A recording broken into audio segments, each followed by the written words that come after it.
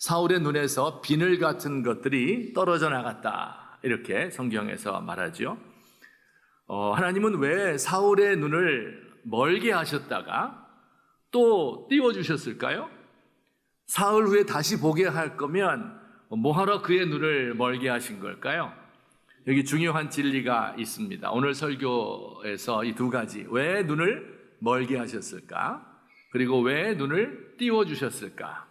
이 두 가지를 살펴보고자 합니다. 우선 첫째, 다 같이 시작.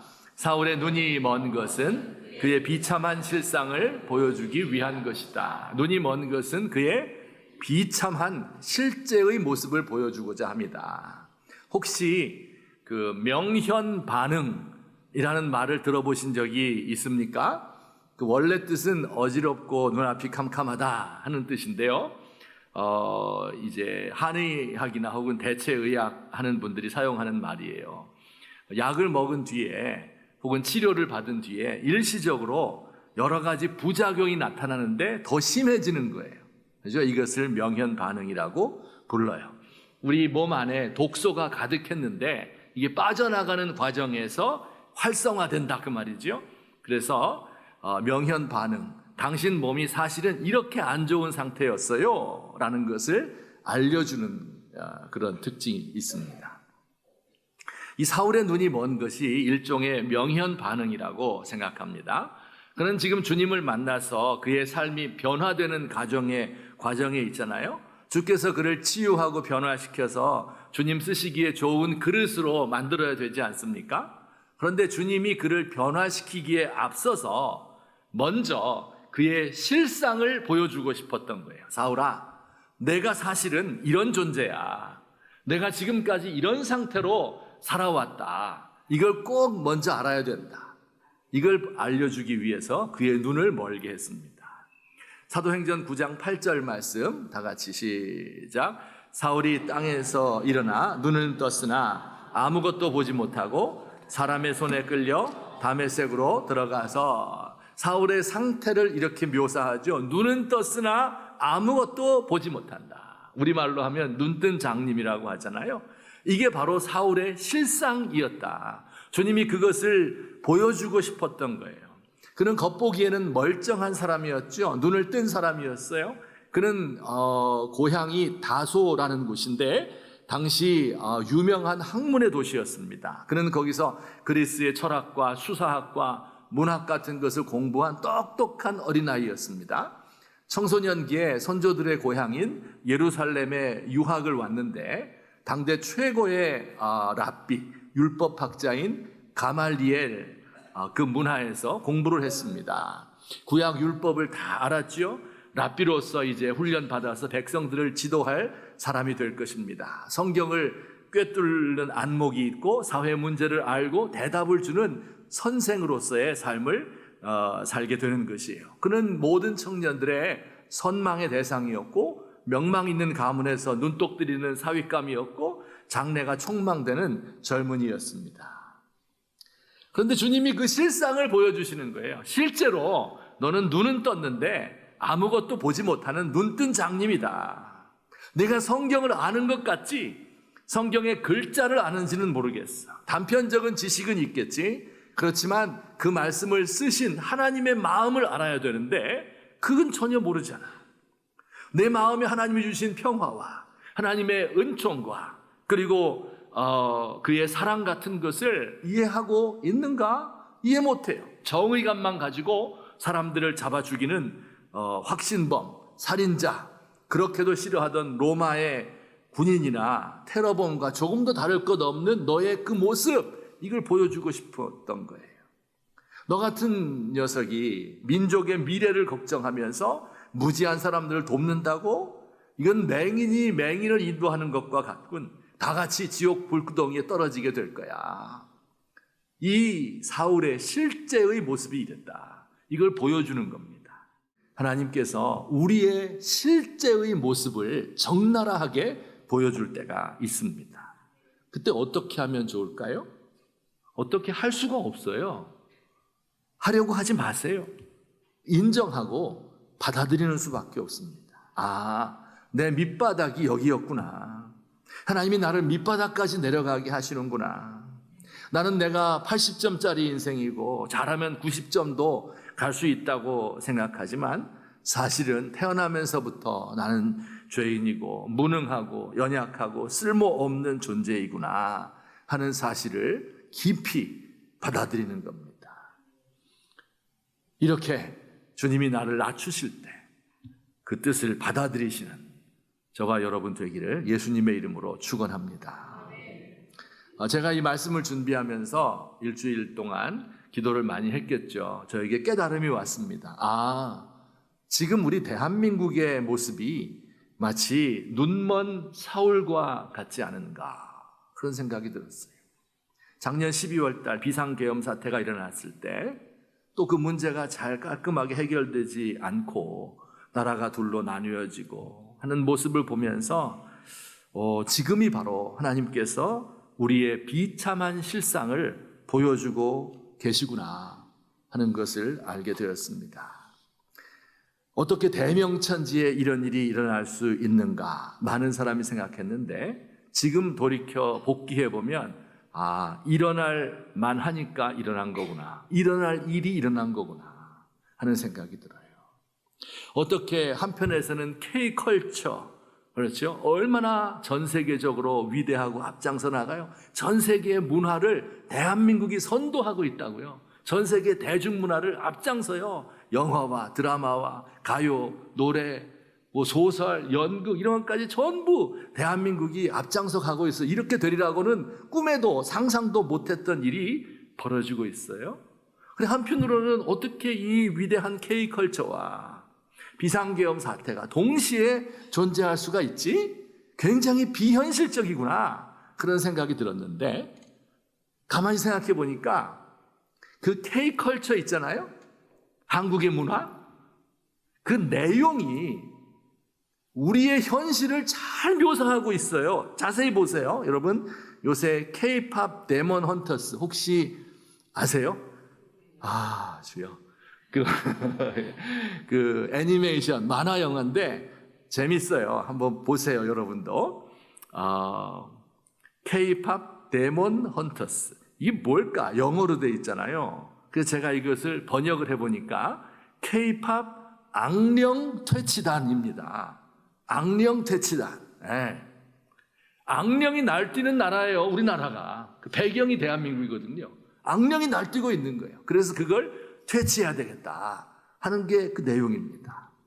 기생충이라는 영화 너무 유명하잖아요.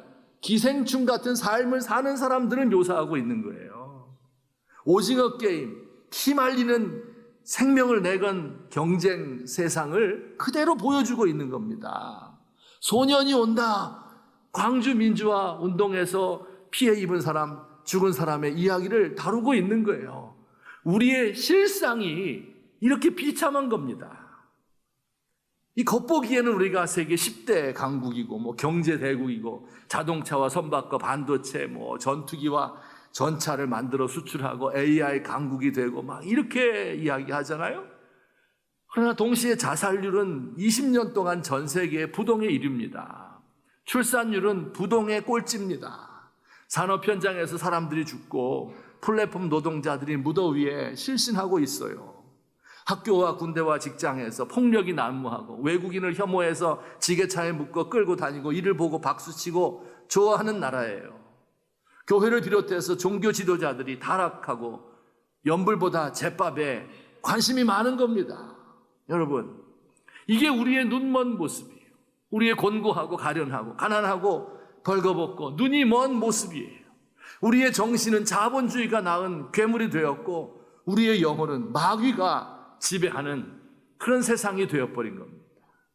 이것이 우리의 현실인 것을 인식하고 받아들이는 것, 여기에서 모든 것의 구원의 출발점이 있는 것을 꼭 기억했으면 좋겠습니다. 두 번째, 눈을 뜬 것은 무슨 뜻일까요? 시작. 사울의 눈에서 새로운 세계를 보게 되었음을 상징한다. 영적인 눈이 열려서 새로운 세계를 보게 되었다 하는 것을 상징하는 그 표현이죠. 또 기적이었죠. 눈을 뜬다, 눈이 열린다, 그 한자어로는 개안한다, 이런 표현을 우리가 관용적으로 많이 쓰고 있는데, 예를 들어서 학문에 눈 뜬다, 공부에 눈 뜬다, 이런 표현도 씁니다. 공부를 좋아하지 않는 학생이 있어 다 포기한 상태, 왜 공부하는지도 모르고 학교 가라니까 가고 오라니까 오고 도시락 까먹고 이런 재미로 사는데, 어느 날 선생님 말씀을 듣다가 이 번쩍 하는 느낌과 함께 무언가 깨달음이 오는 거예요. 아, 그렇구나, 이런 거였구나. 물리가 트인다, 그런 표현 쓰잖아요. 공부하는 방법을 알게 되고 공부가 재미있어지는 거예요. 깨달아지는 거예요. 이거 많이 깨달은 사람이 공부가 제일 쉬웠어요. 그 새로운 세계, 공부라는 세계가 있는데 없는 게 아니고 원래 있었어요. 그런데 그걸 모르고 있는 거예요. 눈이 감겨서. 그러다 공부에 눈이 뜨이게 되면 그 세계를 경험하게 되는 거예요. 사랑에 눈 뜬다, 이런 표현도 있죠. 청소년기 어느 때인가부터 교회 오빠를 보면 괜히 마음이 설레고 먼 발치에서 봐도 막 좋고 그렇잖아요. 돈도 없고 백도 없고 별로 잘생기도 않았는데 뭐가 그렇게 좋은지. 머리가 큰 것은 그 안에 든 게 많아서, 눈이 새우젓처럼 작은 것은 지혜가 있기 때문에, 머리가 벗겨지고 배가 나온 것은 인격과 덕망의 상징이다, 이렇게 생각하던 한 여인이 있었다. 누군지는 상상에 맡기겠습니다. 그래서 옛말에 눈에 콩깍지가 꼈다, 이런 표현 들어봤어요? 콩깍지가 꼈다. 그렇죠? 혹은 love is blind, 사랑은 눈먼 것이다.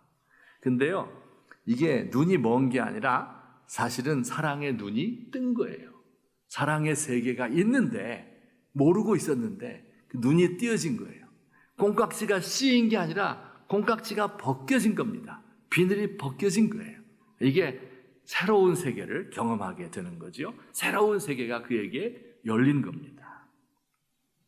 세상에 눈 뜬다, 이런 표현도 있습니다.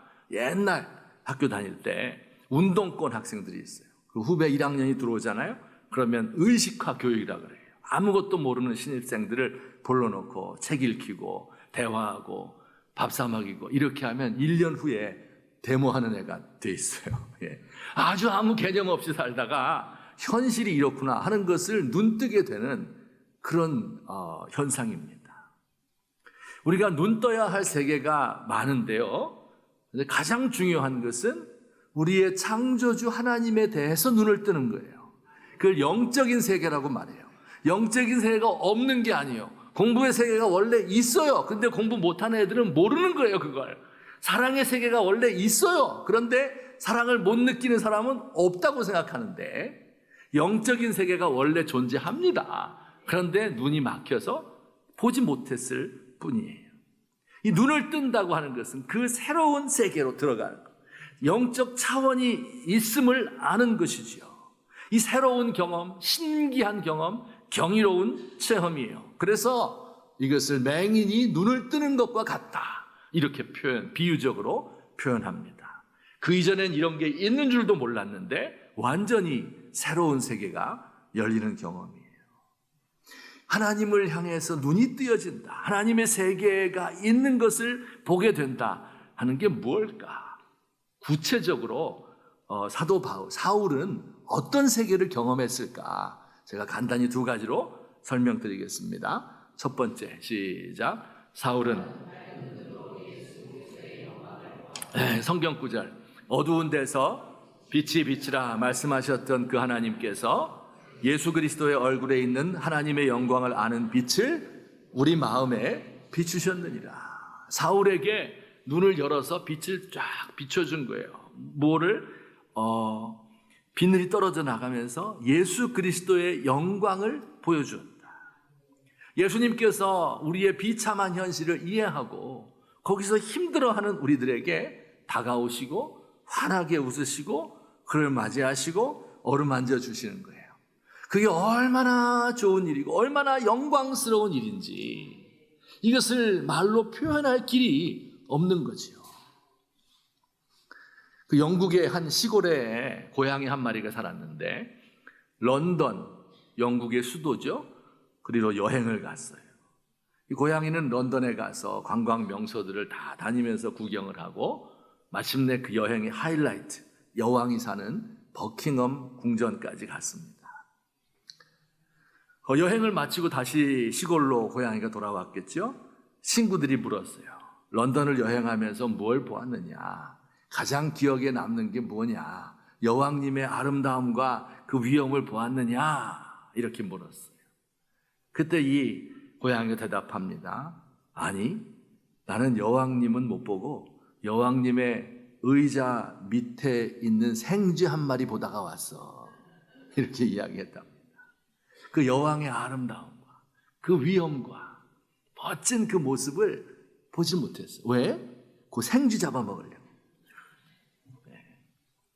하나님께서 우리에게 보여주고 싶은 게 너무 많은데 그 영광스러운 세계가 너무 좋은데 이것을 안 보는 거예요. 왜? 그 쥐새끼 한 마리 보느라고. 기도하면 거기서 하나님의 영광이 보이는데 그 하나님의 세계를 이해하게 되는데 눈을 감으면 주식 그래프가 왔다 갔다 하는 거예요. 밤에 누워서 잠을 자려고 하면 천장이 네모나잖아요. 여기 아내가 자고 애들이 자잖아요. 당구공 3개가 있는 거예요.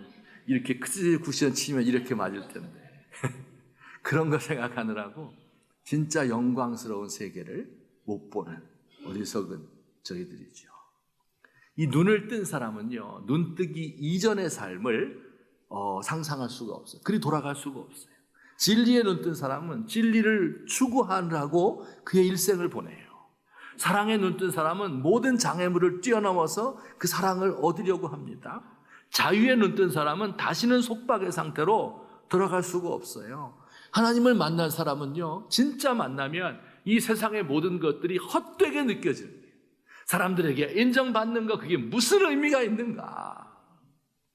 진정한 영광은 저 천국에 있고 내가 눈을 감고 주님을 바라볼 때 그 영광스러운 주님이 나를 안아주시고 맞아주시고 나에게 따뜻하게 다가오시는 게 너무 좋기 때문에, 너무 아름답기 때문에 이 세상의 모든 좋은 것들이 헛것으로, 배설물로, 해로운 것으로 보이게 되는 저와 여러분 되기를 우리 주님의 이름으로 축원합니다.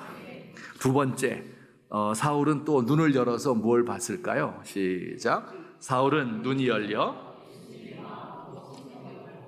세상을 분별하게 되었다. 성경 말씀, 누가 주의 마음을 알아서 주를 가르치겠느냐? 그러나 우리가 그리스도의 마음을 가졌느니라.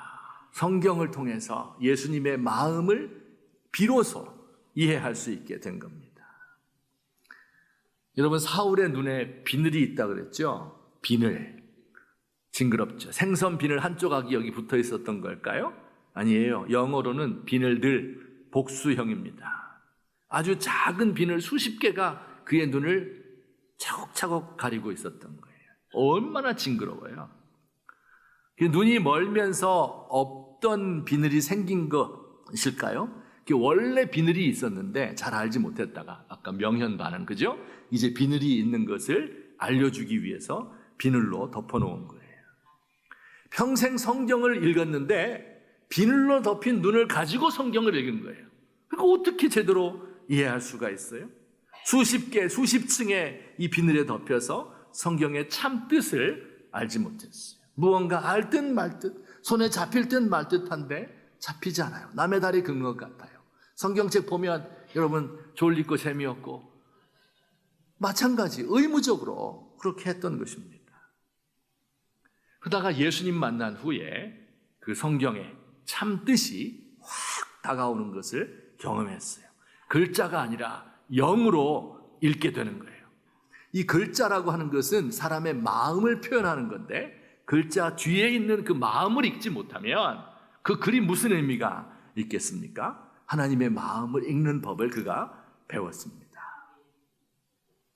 저는 사울과는 비교할 수가 없지만 이 기쁨이, 성경을 이해하는 기쁨이 어떤 것인지 조금은 압니다. 성경을 읽다가 눈이 밝아지는 것인지 아니면 눈이 밝아져서 성경의 뜻을 깨닫게 하는지 그건 잘 모르겠지만 머리가 환하게 밝아오고 가슴이 따뜻해지고 나도 모르게 눈물이 주르르 흐르고 무릎을 치게 돼요. 야, 이게 주님의 뜻이구나. 이게 주님이 원하시는 거구나. 이 길은 죄악으로 가는 길이구나. 분별력이 생기는 거예요. 아, 이 사람의 마음에는 사심이 있구나. 깨달음이 오는 거예요. 기도 중에 주님께서 저에게 그 분별력을 주시는 거예요. 우리 성도님들도 이렇게 됐으면 좋겠어요. 모두가 다 성경을 다 수십 번 읽고 꿰뚫고 다 목사가 되고 신학생 되고 이러란 뜻이 아니에요. 그거는 제가 할게요, 그냥. 그래서 저도 먹고 살아야 되잖아요. 그거 제가 할게요. 근데 우리가 알아야 될 건요, 우리를 변화시키는 것은 수많은 언어들이 아니에요. 단 몇 마디 가지고 내 마음이 변화돼요. 여러분이 옛날에 결혼을 허락하고 약속할 때 많은 이론 가지고 논문 써가지고 막 이렇게 해서 했습니까? 아니에요. 별것 아닌 것 같은데 한마디가 내 마음에 와서 꽂히는 거잖아요. 우리가 설교 듣다가 한마디가 나에게 꽂히게 되는 겁니다. 그 한 구절이라도 내 마음에 살아있으면 그 말씀을 붙들고, 그 깨달은 말씀을 붙들고 나의 삶을 바칠 수 있는 것입니다. 이 눈이 열리게 되면 그 하나님의 말씀이 나에게 살아서 다가오게 돼요. 이전에 설교 들을 때는 너무 졸리고 지루했는데 이거 왜 이렇게 안 끝나나 30분이 지나는데 그런데 이걸 더 듣고 싶은 마음이 생기는 거죠. 성경을 읽으면 마음이 편해지고 기쁘고 달콤하고 성경 읽는 눈이 환하게 열리는 거예요. 이론적으로 내가 많은 것을 알아서 기쁜 게 아니라 이 활자들이 막 살아서 나에게 다가오는 경험을 하게 됩니다. 교회에 나올 때도 의무적으로 나오던 그 신앙생활이 바뀌는 거예요. 제가 어떨 때 보면 성도님들이 왜 교회에 나오시는가? 집에 가기 위해서 온다. 이렇게 느낄 때가 많이 있어요. 끝나니까 무섭게 축도 끝나자마자 내 손도 안 내렸는데 제가 여러분께 이런 제안을 하나 드리고 싶어요. 설교 끝나고 그다음에 축도 마치고 그 자리에 앉아서 혹은 서서 성가대가 오늘 불렀던 노래를 또 해주실 거 아니에요? 그 찬양을 들으면서 오늘 말씀을 다시 한번 되새기면서 그 자리에서 기도했으면 좋겠어요. 나 남이 못 본 것을 보았고, 여기에 답이. 나 남이 못 본 것을 보았고, 나 남이 듣지 못한 음성 들었고, 나 남이 받지 못한 사랑 받았고, 나 남이 모르는 것 깨달았네. 눈이 열려서, 귀가 열려서 남들이 못 보는 세계, 영적인 세계, 영광스러운 예수님의 모습, 그 진리의 보고인 성경 말씀, 이것을 깨닫는 이 은혜를 받았던 거죠. 이 영적인 세계를 나로 하여금 체험하게 하신 그 하나님을 노래합니다. 이렇게 노래했어요. 우리 대한민국이 필요한 게 바로 이 은혜입니다. 정의와 공평이 필요한 게 아니에요. 그것에 도달하기 위해서는 이 신앙이 반드시 필요합니다. 우리 예수 믿는 저와 여러분 마음속에 이 은혜가 넘치게 되는, 그것은 어떻게 가능해요? 남이 보지 못하는 것을 내 눈을 열어서 눈에서 비늘 같은 것들이 다 떨어져 나가서 환한 눈으로 주님의 영광을 바라볼 수 있는, 성경의 뜻을 깨달을 수 있는 저와 여러분 되기를 우리 주님의 이름으로 축원합니다.